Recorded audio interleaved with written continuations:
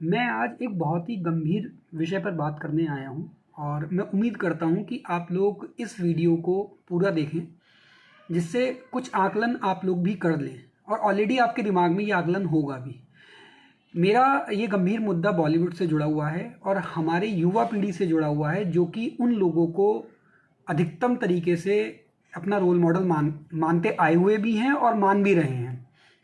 अगर पिछले कुछ वर्षों को अगर मैं देखूं, केवल पिछले कुछ वर्षों का आकलन करूं, तो डिजिटलीकरण तो बहुत ज़्यादा बढ़ा है इंडिया के अंदर और लगभग हर बच्चा, हर युवा पीढ़ी मोबाइल के थ्रू डायरेक्ट एक्सेस कर रही है। चाहे वो ओटीटी प्लेटफॉर्म का हो, चाहे किसी भी वेबसाइट का हो, चाहे किसी भी सिंगर्स का, एक्टर्स का, हीरो हीरोइंस को एक्सेस करने का, उनको वीडियो देखने का एक तरीका हो। पहले क्या होता था कि पहले जब डिजिटलीकरण इतना नहीं था तो लोग, मैक्सिमम बच्चे, युवा पीढ़ी अपना समय अपने माता पिता के साथ, अपने दादा दादी के साथ और बुजुर्गों के साथ बिताते थे। बाहर निकलने के बाद हम लोगों ने भी बहुत बिताया है, लेकिन इतने एक्सेस में उनसे नहीं जुड़े हुए थे। लेकिन जब से डिजिटलीकरण बढ़ा है, इन चीज़ों को एक्सेस बच्चों के लिए बहुत ज़्यादा आसान हो गया है और ये माता पिता को बहुत देखने वाली बात है अपने बच्चों के लिए कि बच्चा बहुत आसानी से इन चीज़ों का एक्सेस कर रहा है।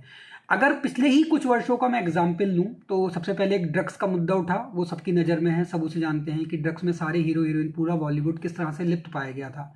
उसके बाद अगला केस आया आमिर खान का। उन्होंने अपना एक नया एग्जाम्पल सेट किया कि अपनी दूसरी बीवी को भी छोड़ के 15 साल बाद वो फिर किसी एक नए हीरोइन के साथ एक संबंध में पाए जा रहे हैं।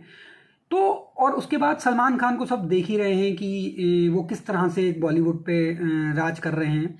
और तीसरा एग्जाम्पल आज राज कुंद्रा का पिछले 1-2 दिन से चल रहा है, जो कि अधिकतर फैमिली शोज़ में शिल्पा शेट्टी के साथ, फैमिली शोज़ में, बच्चों के शोज़ में जज बन के भी आए हैं और शिल्पा शेट्टी के थ्रू उन्होंने एक फैमिली कल्चर को कहीं ना कहीं प्रस्तुत किया है सारे डिजिटल प्लेटफॉर्म्स पर। और आज उनके साथ एक पोर्नोग्राफी को लेके कितना बड़ा खुलासा हो रहा है, क्या क्या चीज़ें निकल के आई हैं। तो ये कहीं ना कहीं हमें सोचने पे मजबूर कर रहा है कि हम बच्चों को किस डायरेक्शन में दे रहे हैं। अपने बच्चों को हमारे लिए देखना बहुत ज़रूरी हो गया है, क्योंकि अगर इनके फॉलोअर्स देखे जाएं, चाहे वो हीरोइंस हों, चाहे एक्ट्रेसेस हों, चाहे एक्टर्स हों, चाहे सिंगर्स हों, चाहे डांसिंग स्टार्स हो, उनके फॉलोअर्स देखे जाएं तो वो मिलियंस में हैं और अधिकतर उसमें 60 to 80% आपको युवा पीढ़ी, युवा जनरेशन मिलेगी, बच्चे मिलेंगे। और इनमें अगर 60% लोगों को देखा जाए तो यही लोग जज बन के आ रहे हैं कई फैमिली शोज़ में और जज बन के अपने फैमिलीज़ का एक उदाहरण प्रस्तुत करते हैं सबके सामने। लोग उनसे इन्फ्लुएंस होते हैं, बच्चे उनसे इन्फ्लुएंस होते हैं।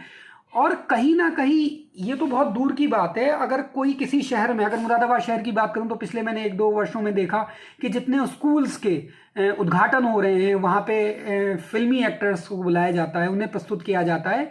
वो इसीलिए बुलाया जाता है कि उनके कार्य बहुत बड़े नहीं हैं, लेकिन उनके फॉलोअर्स इतने ज़्यादा हैं, तो जैसे ही इन लोगों को बुलाया जाएगा तो उनका जो एडवर्टीजमेंट होगा, चाहे स्कूलों का होगा, चाहे कॉलेजेस का होगा, चाहे इंजीनियरिंग कॉलेजेस का होगा, किसी का होगा, उनका प्रचार उतने ज़्यादा लोगों तक पहुंचेगा।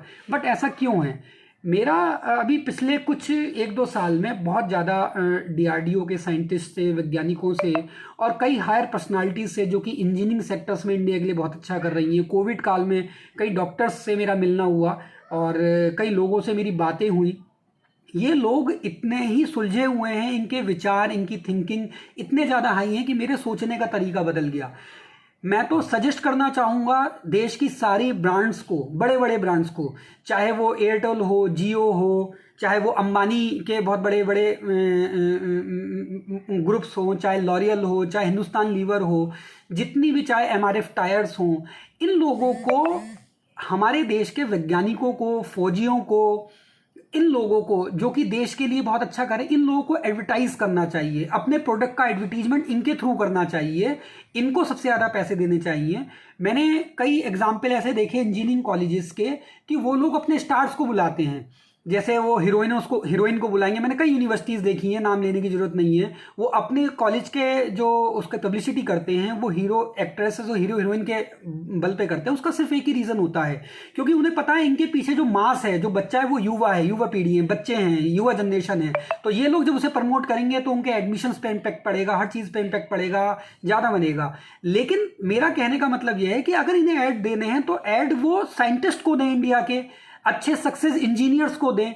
इन्हीं के यहाँ के बच्चे पढ़े हुए जो उनके एल्यूमिनी होंगे, कहीं ना कहीं एक इंजीनियरिंग पोस्ट पे अच्छा बैठे हुए होंगे, एक वैज्ञानिक बने हुए होंगे, पता नहीं कितना देश में नाम कमाया होगा, इनके कई बच्चे एसएसबी के थ्रू देश की सेवा कर रहे होंगे। आप इनके पीछे ऐड लगाते हो 10-10 लाख रुपए, 20-20 लाख रुपए, 30-30 लाख रुपए देते हो, 30-30, 40-40 सिंह का ऐड चलाने के लिए।